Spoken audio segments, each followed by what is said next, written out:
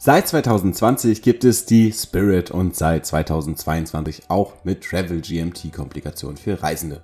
Doch die Geschichte der Flieger- und Zeitzonenuhren von Longines reicht viel weiter zurück.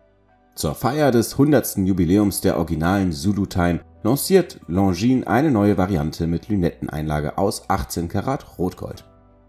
Ich bin Tobias aus der Amann-Uhren-Redaktion und das Jubiläumsmodell der Longines Spirit Zulu Time schauen wir uns jetzt gemeinsam an. Erst einmal vielen Dank, dass ihr auf dieses Video geklickt habt. Wenn ihr es uns gönnt, dass auch anderen das Video vorgeschlagen wird, lasst doch gerne einen Daumen nach oben, einen Kommentar und ein Abo da. Das hilft uns wirklich sehr.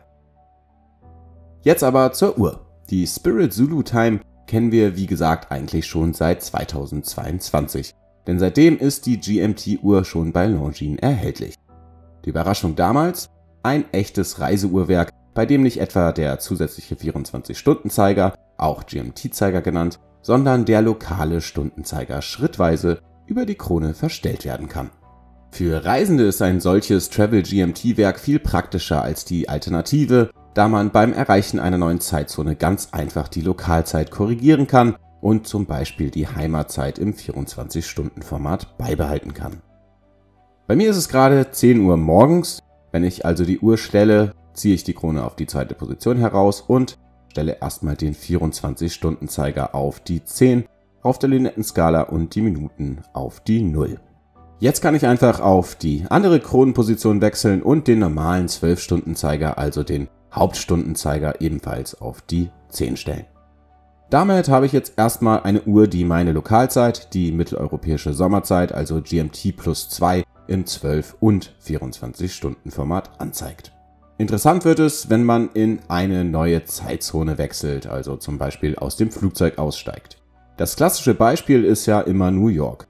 Die Ostküste der USA ist uns 6 Stunden hinterher, das ist GMT-4. Das heißt, dort ist es gerade 4 Uhr morgens. Wenn ich jetzt einfach meinen Stundenzeiger um 6 Schritte zurückstelle, kann ich das zum Beispiel noch während der Landung entsprechend anpassen. Den 24-Stunden-Zeiger bewege ich damit aber nicht und so weiß ich weiterhin, zu Hause ist es 10 Uhr morgens. Das ist erstmal ganz simpel, wie es gemacht wird. Die Lünette kann man aber auch noch beidseitig verdrehen und sich damit sozusagen noch eine dritte Zeitzone merken. Passend wäre da doch jetzt die Nullzeit, also GMT ± 0. Und die ist 2 Stunden früher als meine Heimatzeit GMT+2. Dafür dann also die Lünette um 2 Stunden verdrehen und fertig. Warum GMT+0? Das ist einfach die Referenzzeit, die Nullzeit oder auch Zulu Time, wie es im Militärjargon wohl genannt wird. Piloten und eben auch Soldaten verwenden diesen Ausgangspunkt, damit es in der Kommunikation von Uhrzeiten nicht zu Missverständnissen kommt. Heute wird dieselbe Zeitzone auch UTC genannt, nur gesteuert eben durch Computersysteme. 1884 hat sich die Weltgemeinschaft nicht ohne Streiterei für den Ausgangspunkt der Standardzeit in Greenwich bei London entschieden.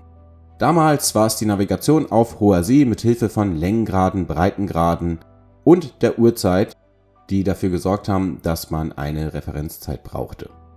Den sogenannten Nullmeridian von Greenwich hat Longines auch auf der Uhr, und zwar auf der Schwungmasse des Uhrwerks, also auf der Rückseite, verewigt. Übrigens ist alles in diesem Roséton gehalten, weil der in Greenwich verlaufende Nullmeridian mit einer eingelassenen Markierung aus Bronze in diesem Farbton markiert ist. Da es sich aber um Gold und nicht um Bronze handelt, bleibt die Uhr auch über eine längere Zeit glänzend und schön. Verbaut ist das Kaliber L 844.4 von Longines, welches wiederum auf dem ETA A31.411 basiert, aber exklusiv bei Longines zum Einsatz kommt. Der Rotor ist übrigens nur vergoldet, genau wie die Zeiger- und Stundenmarker auf der Vorderseite. Die Einlage der Lünette dagegen ist aus Massivgold gemacht. Das Werk an sich ist von der COSC als Chronometer zertifiziert, läuft also besonders genau und besitzt eine Siliziumspirale und eine antimagnetische Hemmung sowie eine Gangreserve von komfortablen 72 Stunden und die Frequenz liegt bei 3,5 Hertz. Ansonsten haben wir ein schönes schwarzes Zifferblatt mit aufgesetzten Ziffern, mit Leuchtmittel einer rosé-goldenen Minuterie und eine aufgesetzte geflügelte Sanduhr, dem Logo von Longines und natürlich die 4 Zeiger mit Rosé-Vergoldung. Als kleinen Hinweis auf das Jubiläum gibt es unter der Datumsanzeige bei der 6 noch die Gravuren 1925 und 2025. Das Gehäuse der Sonderedition ist das kleinere Modell der Spirit Zulu Time Reihe und misst 39 mm im Durchmesser. Die Höhe liegt bei 13,5 mm. Neu im Vergleich mit den bisherigen Varianten der Kollektion ist der Sichtboden.